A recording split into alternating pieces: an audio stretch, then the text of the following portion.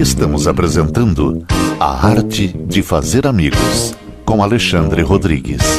No quadro Caminhos da Arte, hoje eu tenho o grande prazer de falar para vocês, de apresentar para vocês, muitos já conhecem, o grande artista que vocês vão estar vendo aqui, que é o Luiz de Souza. Luiz de Souza, um artista que vai falar sobre loucura, que vai falar sobre ansiedade, que vai falar sobre manias.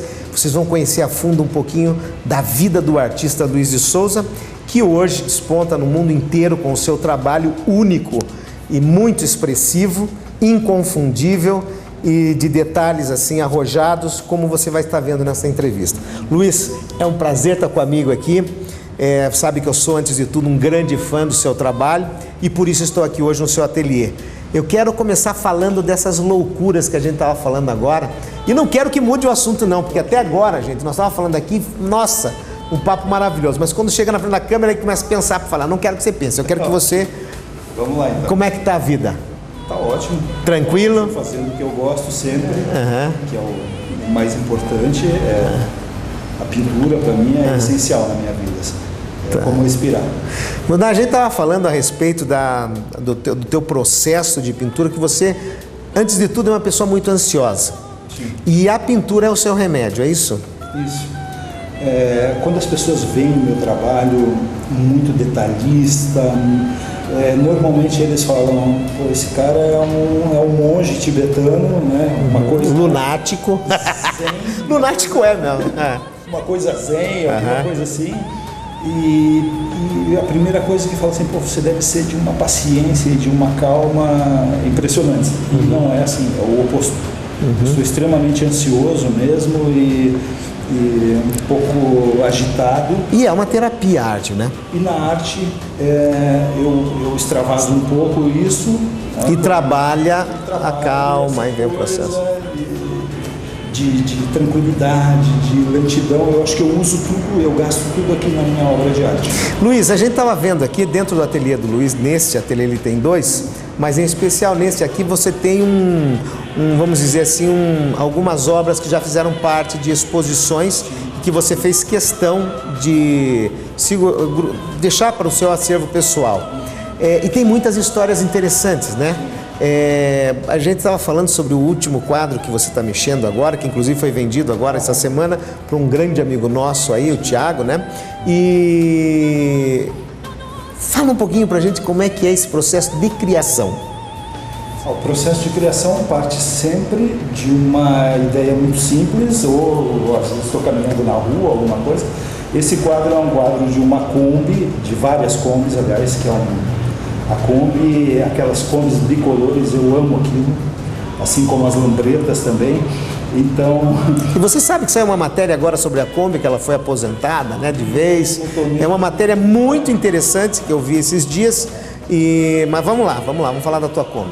Não, o processo é assim, eu estava no café com o meu empresário Luiz Barbosa e aí eu falei para ele, eu quero fazer um trabalho com uma Kombi. E eu peguei um papel e desenhei para ele essa Kombi, naquele turbilhão de coisas, aí eu começo a falar e eu vou me empolgando e as ideias vão chegando e eu vou passando aquilo para o papel.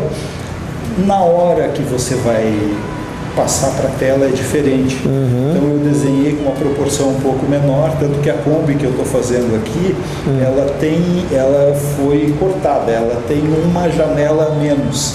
Para caber na proporção do que eu tinha imaginado. Quando eu imagino, eu pré-visualizo as coisas antes de colocar no quadro. E aí, ao passar para o desenho, aquilo para mim estava na proporção correta. E depois que eu passei para a tela, eu vi que ela era um pouco mais estendida, mas a minha criação foi feita daquele jeito, entendeu? No impulso. E como eu consigo... tudo que eu consigo imaginar, eu consigo colocar na tela, eu dei um jeito de colocar ela dentro da tela. Isso é muito interessante. Eu, como artista plástico também, eu tenho essa coisa de... O meu tem que ser pura emoção, tem que fazer aquilo que está sentindo. Eu não consigo pensar e ir para a tela e fazer, eu tenho dificuldade nisso, mas isso eu não sei se é por ansiedade, o que seja. Mas vamos lá, o processo da pintura do hiperrealismo fantástico. Você é um dos poucos no mundo que conseguiu essa técnica apurada. Você disse que é uma técnica flamenca. Eu uso, a minha formação é de visitação a museus. Certo. Sou um autodidata. Eu sou autodidata, desenhava desde criança, comecei a pintar sozinho e fui observando através de museus, de visitas a museus, as técnicas, e o que me chamava muito a atenção realmente eram os pintores figurativos, né? Os flamencos, ditos flamencos, né? Dos Países Baixos da Europa. Salvador Dalí, que foi um deles. Salvador Dalí já é mais recente, né? O surrealismo, mas Salvador Dalí também alçava a mão dessa técnica, né? Que é uma técnica que você vai usando camadas muito finas, assim como eu.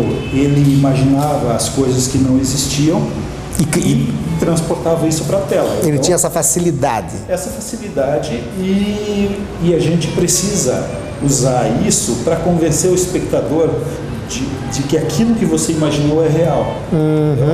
Então, Por isso, hiperrealismo fantástico. o meu é realismo fantástico. Tem gente que diz que eu chego muito próximo ao hiperrealismo, mas não é meu objetivo. O seu é realismo só. Realismo fantástico. Mas é uma tendência que eu tenho natural. Os meus quadros partem para a minha pincelada, eu dou uma pincelada, ela vai mais pro realismo, entendeu? E em alguns casos, tem algumas pinturas minhas que existem detalhes hiperrealistas, mas não é O seu objetivo. o meu objetivo. Dentro dessa técnica, você estava dizendo que são várias velaturas, né? São várias camadas de tintas e muito finas. Muito finas, isso. Mas não existe uma maneira única na minha composição. Você vai criando, vai desenvolvendo, Às vezes parte, como eu falei, do desenho. Às vezes aconteceu de eu usar telas, eu uso telas de linho, belga, materiais que facilita e proporciona esse efeito. tal, e materiais lisos que eu possa levar a minha pintura ao realismo. Só que o que acontece? Às vezes eu vou fazer um estudo numa tela ruim que eu falo... mais porosa. Tá. Eu não consigo Só que eu começo aquilo tão despretensiosamente e aquilo vai tomando uma forma que alguns trabalhos meus nasceram assim e ficaram ótimos naquela tela que não era obrigatória. Propriamente. O meu objetivo não era que aquele trabalho fosse daquela forma, e ele acaba tomando uma dimensão e acaba tomando uma proporção que eu acabo concluindo o trabalho naquela tela mesmo. Aconteceu algumas vezes assim. Mas como eu ia falando em relação à técnica, eu parto de um fundo que é quase abstrato, é a parte onde eu me divirto, Onde você utiliza a tinta que está na palheta e vai jogando. E pode sair qualquer coisa desse fundo. Normalmente você está sozinho quando você está pintando ou não? Sempre sozinho? Gosta de escutar? Gosta de escutar música quando está pintando? Que estilo de música? Sempre, de música clássica. Clássica, rock pesado, né? assim. Rock pesado? Depende do que você precisa.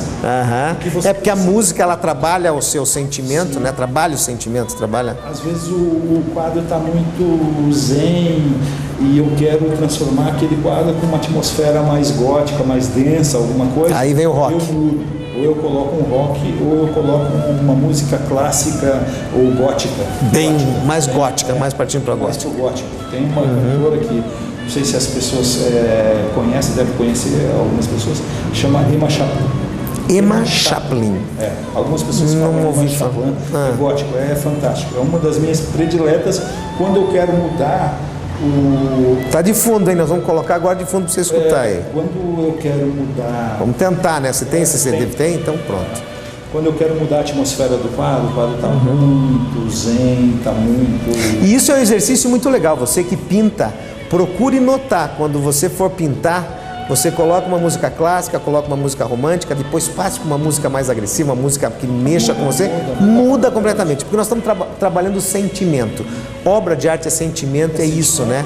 É emoção, é o dom, é aquilo que ele estava dizendo. O Luiz também é autodidata, é uma pessoa que pinta, é pura emoção, é gesto, é momento, é música, é som, e isso tudo é o que mais vale num artista.